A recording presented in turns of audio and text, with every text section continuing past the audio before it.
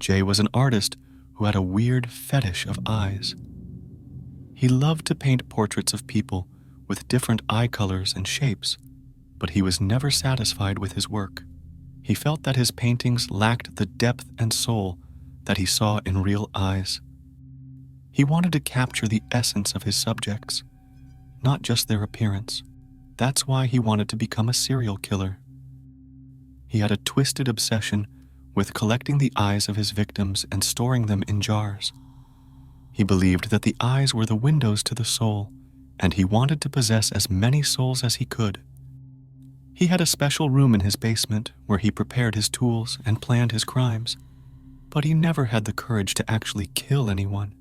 He often spent hours browsing the internet, looking for pictures of eyes that he could use as references for his paintings or as substitutes for his collection. He envied the real serial killers who had the guts to do what he dreamed of. One day, after his work, Jay went for a coffee at his nearest coffee shop as usual. He met a blind woman named Anna. She was a friend of one of his co-workers, and they happened to bump into each other at the shop. Jay was instantly drawn to her, not because of her blind eyes, but because of her voice. She had a sweet and soothing voice that made him feel calm and relaxed. He struck up a conversation with her and found out that she was a writer. She told him that she wrote stories based on her dreams and imagination since she had lost her sight when she was a child. Jay was fascinated by her. He wanted to know more about her, and he wanted to see her eyes. He wondered what color they were and if they had any expression or emotion. He asked her if he could paint her portrait, and she happily agreed. She said that she was curious about how he would depict her, since she had no idea how she looked like. They arranged to meet at his studio the next day. Jay was excited and nervous. He had never felt this way about anyone before. He thought that maybe he had found his soulmate, someone who could understand him and his passion. He decided that he would not kill her, but keep her as his muse. He wanted to paint her over and over again and explore the depths of her mind. He prepared his studio for her arrival. He set up his easel, his brushes, and his paints. He also prepared a syringe with a sedative, just in case. He didn't want to hurt her, but he also didn't want her to resist.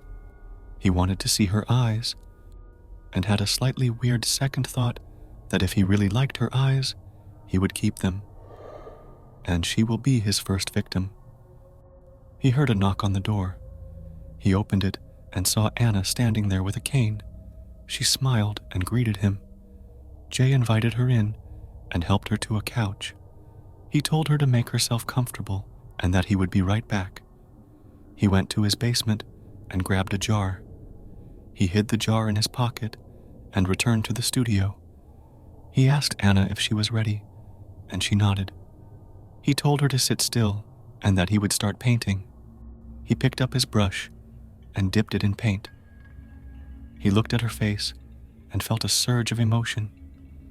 He wanted to capture her beauty, her innocence, her grace. He wanted to make her his masterpiece. He started to paint, slowly and carefully. He painted her hair, her nose, her lips. He painted her skin, her cheeks, her chin. He painted everything but her eyes. He saved them for last. He wanted to make them perfect. He wanted to make them his. He reached for the syringe and injected her with the sedative. He watched as she slumped on the couch, unconscious. He smiled and whispered, "Don't worry, my love. You won't feel a thing." He took out the jar from his pocket and unscrewed the lid. He took out a pair of scissors and a knife. He approached her and lifted her eyelids to see her eyes. He was shocked by what he saw. Her eyes were not normal. They were not human. They were black and shiny and full of stars. They were like the night sky, vast and mysterious.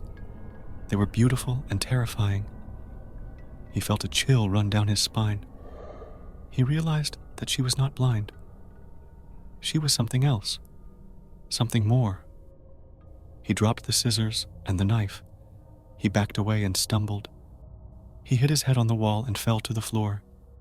He looked up and saw her standing over him. She was awake and angry. She spoke, and her voice was not sweet and soothing anymore. It was cold and harsh. "Did you really think you could fool me, Jay? Did you really think you could take my eyes and my soul? You are a fool and a monster. You don't deserve to live. You don't deserve to see. You don't deserve anything." She reached for his face and dug her fingers into his eyes. He screamed and writhed in pain.